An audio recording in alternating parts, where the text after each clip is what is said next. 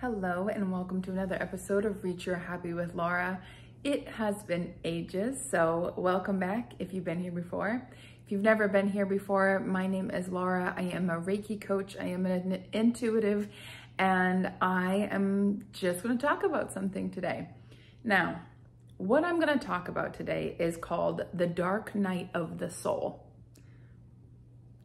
Maybe you've heard of it. Maybe you have no idea what I'm talking about. I'm going to explain it the best way I can. I got this pull. It keeps showing up for me.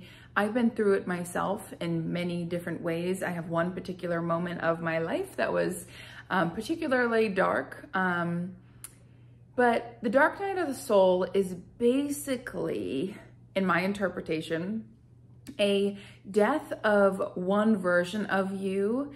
And this death is quite intense. So a dark night of the soul can look like everything's falling apart and that you don't know what way is up. You feel like all these versions of you no longer fit you, like you don't quite fit in your skin anymore. So why do they happen? I don't know. How does it come about? That I don't know either. Does everybody go through it? I don't know. So I know that sounds a little ridiculous, perhaps, that I'm talking about something that I don't know so much about. And I know that this is going to land in the laps of those that actually need to hear this. So I trust. Now, I'll tell you my story, my Dark Night of the Soul moment, one in particular. Again, I feel like we can have many throughout our lives, but one in particular really stands out to me. And that was, I was sitting right over here in my house, and it was like everything that had ever bothered me was coming up simultaneously. I felt frustrated and overwhelmed and scared and just absolutely done existing in the way that I have been existing for my entire 32 years of life. I'm 34 now, so this was about 2 years ago. And it felt like everything needed to go. I needed to reset on everything. That how I was speaking, how I was conducting myself, my work, my relationships, my boundaries, my eating, my movement, literally everything in my life felt like I just wanted to scratch it all and start again. Dark Night of the Soul.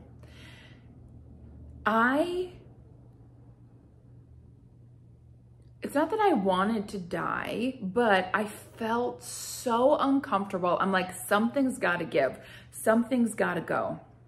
So I freaked out. No one was home. I freaked out, was having a temper tantrum, couldn't get out of my own head, and was like, you need to take a walk, girl. I live in Massachusetts. So it was, I think it was like a January evening. It was a Friday night. I remember very clearly. And it was absolutely freezing. Sidewalks were filled with snow, icy cold snow. I didn't have any care in the world other than I needed to figure out a way to take a deep breath. So I didn't put a coat on, you know, I had shoes, I had like a sweatshirt on already and sweatpants, and I went for a walk and I was just sobbing and I could not stop crying. And it just felt like I was falling apart. Some could call this a mental breakdown. Now, I got home from my walk. I made some calls, talked to my husband about it, was just shook. Didn't feel like I should even stay at my house. Like maybe I need to go to a hotel and just like get away from life. Like it was just all too much. And so I got the inspiration in that moment to make an acupuncture appointment. I find this beautiful woman, go to acupuncture. I explain what happened, and she told me, you know what, I think you're going through some egoic death. So your ego is dying, some version of you is dying, or the story you've created in your head of who you are is dying. And death's uncomfortable. And this is an opportunity to basically create a new foundation. You know, who I have been, what's been on, you know, my list of things that are important to me, they still exist, but how I am relating to those things is changing. So I took this as kind of like a life review, and I started with the basics of me. What am I needing? What am I no longer willing to put up with? What kind of boundaries do I need in place? And that was really the thing for me. I needed boundaries, and I needed to start speaking up for myself. And in the 2 years that have passed since, it was this death rebirth process. And in the past 2 years, I've been developing a new relationship with myself, which if you shift anything within you, you also shift it with other people, which is why it's so hard to change, because it's not just between you and you, it also impacts everyone else you know, you love, you work with, you talk with, the person you cross on the street. Like, it impacts everything. When you change something in you, when you go through maybe some version of this dark night of the soul, you also change your relationship to everything that exists in the past and in the present. So it's intense. And when you go through some sort of death while you're still living, there is a grieving involved. Grieving for all the versions of yourself that you wish you could have treated differently, you wish you could have shown up differently for. And grief takes as long as it takes. And if you lost someone or had this experience or lost a pet, you know, lost a job, lost something that you identified with, it was like, this is me. This is what I have in my life. This is part of my experience. And then that thing no longer fits and it has to die off. Yes, there is like a particular moment where that shift happens, but there's so many layers to it. So layers come off over time. So in this 2-year period, there has been so much more that has churned up. And I do believe that when we let something within us, an identity that we've clung on to for safety of like, this is who I am, right, world? When a version of us dies, a big chunk or small chunk of us dies, there is this getting to know you part again of like, who am I outside of the confines of who I've been told I am? What do I truly believe about myself, about the world, about the meaning of even being here at all, right? This dark night of the soul is not for the faint of heart. It is intense. And perhaps you can resonate with some of the stuff that I'm saying, but you're like, I don't really have a particular moment in mind. That's okay. Perhaps it's coming. Perhaps it actually has happened and it wasn't as dramatic as mine. I'm happy for you because I don't believe things have to be so hard, but I have this story that I am quite literally in the midst of letting go of a part of. That's probably why this is coming forth. This part of me is dying, that healing, recognizing something, shifting something has to be hard and quite challenging. I used to get a lot of headaches, and that is what would spur me to change something, to set a boundary, to listen to myself more. And now I'm shifting into changes can occur with ease, and it doesn't have to be this big dramatic death of the part of the ego, you know, dark night of the soul stuff. Now, I know I just said you may go through this, so it's like, well, why are you talking about it if you're not promoting it? You know what? Our beliefs are, it's to each their own.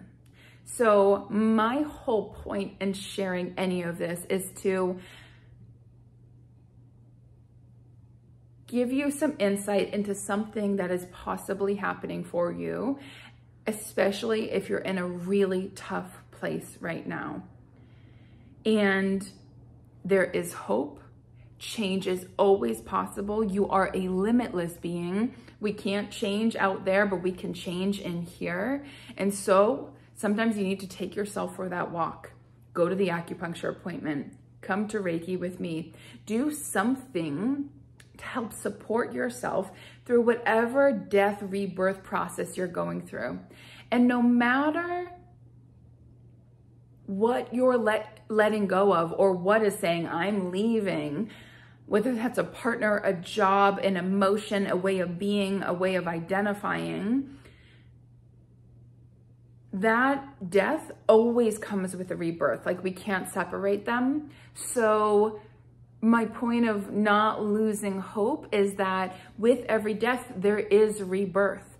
And death to rebirth, the timeline of that can be a little convoluted. So don't get too in your head of like, where's the rebirth? Where's the rebirth? Where's the new me? It's like that, just like creating a life, a child, you know, there is a gestation period. It takes quite a while. Like, people say, oh, it's only 9 months. It's like, no, it's so much longer than that. It's like don't count the first month. So it's really 10 months, but never mind conception time and how long it takes you and, you know, all that. So that rebirth, that birthing process takes a really long time. So I urge you not to rush yourself along in anything. Rushing, there's just no need for that, especially for something so intense and so gripping, you know? We don't have to force ourselves through this. I'm bringing this to you to shine some light on a potential thing that could be unfolding for you. And I am a living, breathing example that you do not have to physically cross over to have a death in your life, to have some death of a huge part, maybe 98% of you dying off, and to be rebirthed in this same lifetime. It is possible. We are in a time of people waking up, becoming more conscious, and that looks like a lot of war, a lot of trouble, a lot of difficulty, but with every problem, there is a solution equal in size. So I am a firm believer that whatever it is you are moving through is for you, that life is continuously giving us opportunities to grow and heal in ways we never could have without the problem at hand. That is all I have for you today. Thank you for tuning in. And if you're going through a dark night of soul, I am with you. I get it. It is hard. It is scary, but you are strong and you are capable and you can see your way through this. And if you like this content, please like, subscribe. And if you'd like to do a one-on-one session with me, reachyourhappy.com, and I do in-person or remote sessions. I will talk to you soon. Bye-bye.